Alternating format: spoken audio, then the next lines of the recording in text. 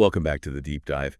Today, we're going to be exploring the world of exercise and health, Okay. but not in the way you might think. We're going beyond the usual advice Hmm. and getting an evolutionary perspective on how our bodies were truly meant to move. Right. And to help us with this deep dive, we have an expert joining us today. Yes. So welcome. Thank you for having me. Yeah, so just to start off, can you tell us a little bit about your background and expertise in this area? Well, I've been studying evolutionary biology and human physiology for over 20 years now. Okay. And my research focuses on understanding how our bodies have adapted to movement and physical activity over, millions of years, Right. and how those adaptations can inform our modern approach to exercise and health. That is so fascinating. I mean, I'm Yeah. always interested in learning more about how our past, shapes our present. Absolutely. And I think it's really cool to think about like how our ancestors, how they moved and how that impacts us today. Right. And we can learn a lot from them. They weren't going to the gym or using treadmills, Right. but they were incredibly fit and healthy. Yeah. And their lifestyle provides a blueprint for how we can optimize our own movement and well-being. So today we'll be drawing insights from the research of Dr. Daniel Lieberman, Yes. a Harvard evolutionary biologist Mm. who challenges many modern assumptions about exercise and health. Right. That's right. He's done some groundbreaking work in this area, studying everything from the evolution of running to the impact of modern lifestyles on our bodies. Okay, cool. Yeah.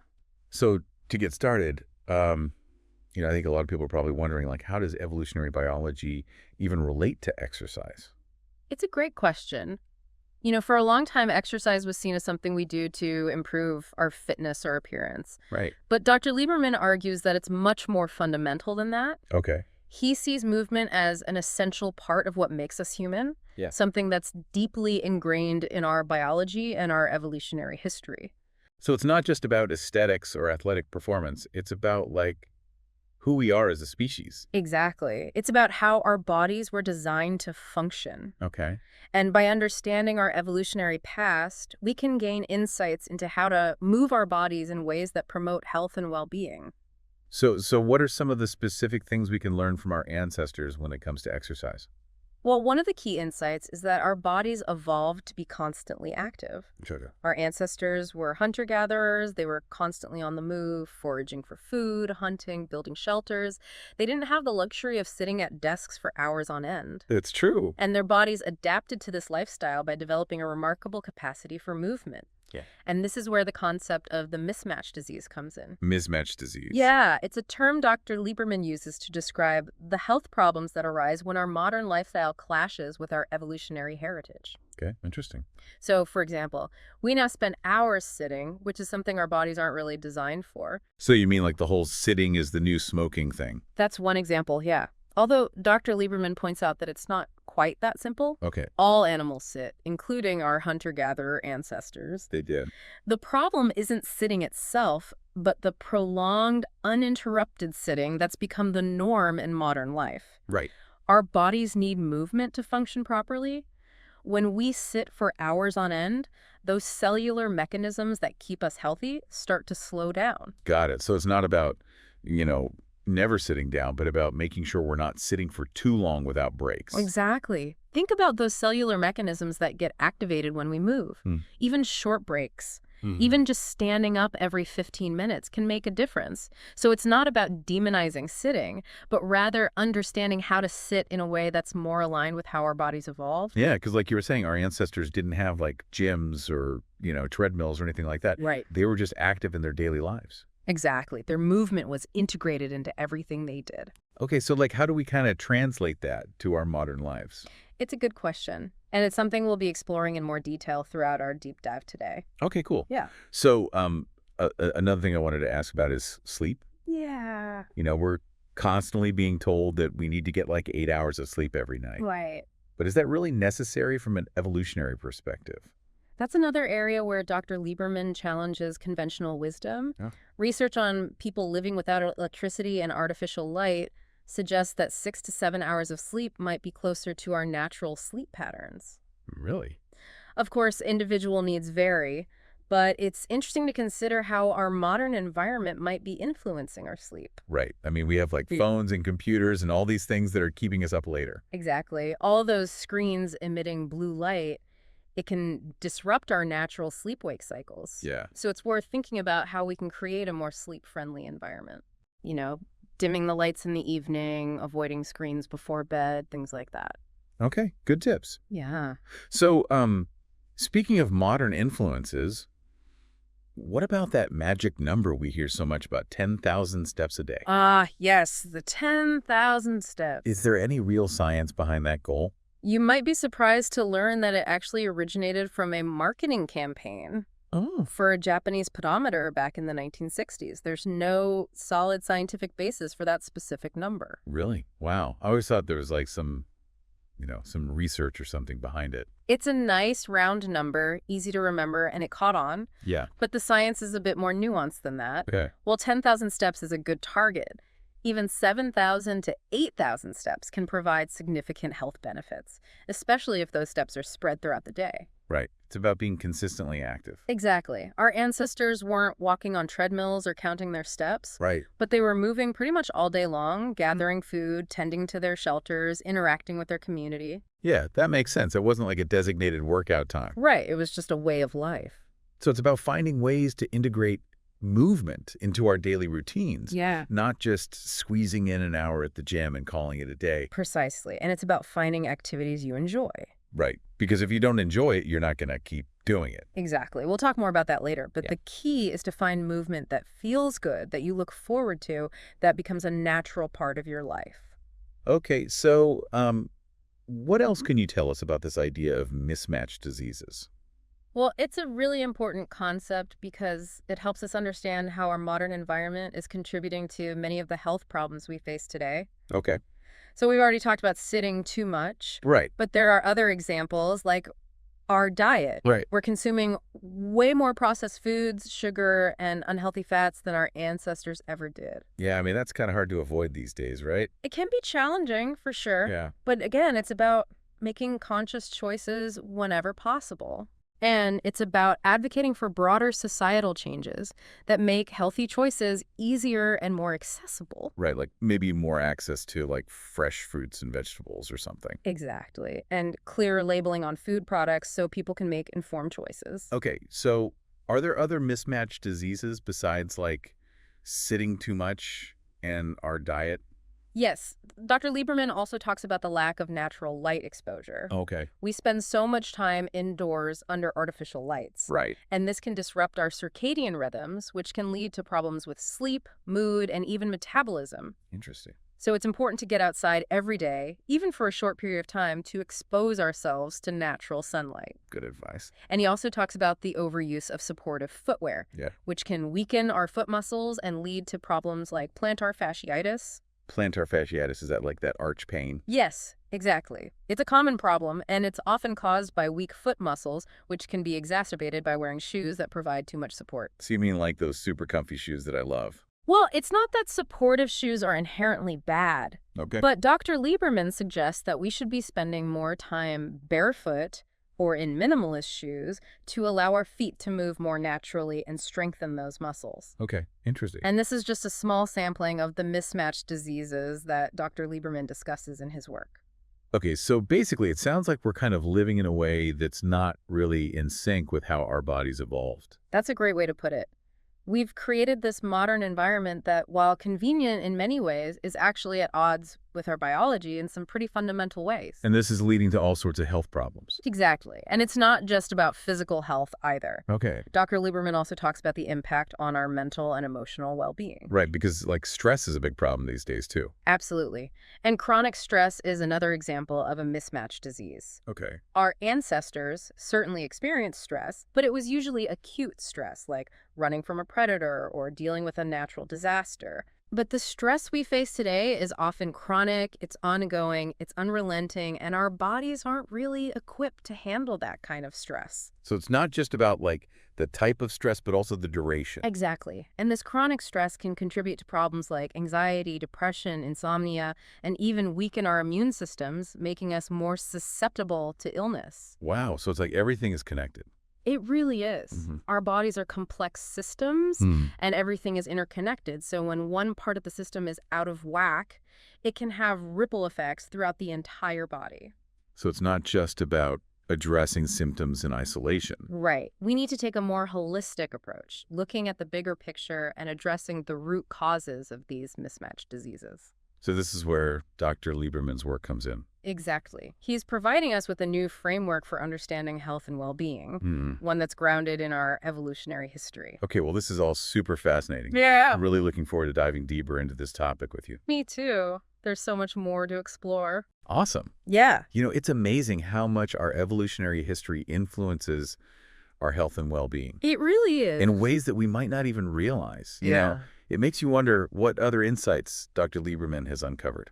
Well, he's got some pretty provocative ideas, and I think in this next part of our deep dive, Okay. we can explore some of those a little more deeply. Okay, awesome. Yeah. So, you know, one of the things that he talks about is how our modern environment might actually be making us less sensitive to the rewards of exercise. That's interesting. I mean, Yeah. I would think that no matter what, like moving your body would always be beneficial.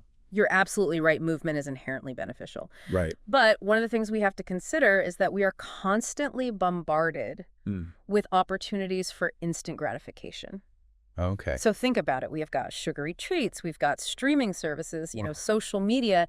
It's all readily available Yeah. with very minimal effort. Yeah, that's true. And this constant bombardment of instant gratification can make the delayed rewards of exercise, like the endorphin rush, the sense of accomplishment, you know, even the improved mood. Yeah. It can make all those things seem less enticing in comparison. So you're saying like our brains are getting accustomed to Yeah, a different kind of reward system. exactly. One that prioritizes immediate pleasure over long-term benefits. Yeah, I think that's a great way to put it. Okay. It's not that the rewards of exercise are any less potent. It's just that they might be getting drowned out by all this noise of instant gratification that's surrounding us all the time. That makes sense. Yeah, So if our environment is working against us in this way, like what can we do about it? that's the big question, right? Yeah. I mean, can we rewire our brains to appreciate those delayed rewards? Right. And I think Dr. Lieberman believes that we can. Okay. So one of the things he suggests is to be more mindful of the choices that we're making throughout the day. So for example, instead of automatically taking the elevator, Yeah. consider taking the stairs. Or instead of spending your entire lunch break scrolling through social media, Oh, opt for a walk outside. okay. So it's about making those conscious choices, right? Right. To choose movement over convenience. Yeah. Whenever possible. Okay, so making small changes like that Exactly. can actually make a difference. Yeah, I think those little things can really add up over time, Okay. you know, and it's about shifting away from that constant pursuit of instant gratification. Okay, that makes sense. Yeah. And then another thing that Dr. Lieberman advocates for is broader societal changes Okay. that can make healthy choices easier and more accessible for everyone. Okay, so like what kinds of things are we talking about here?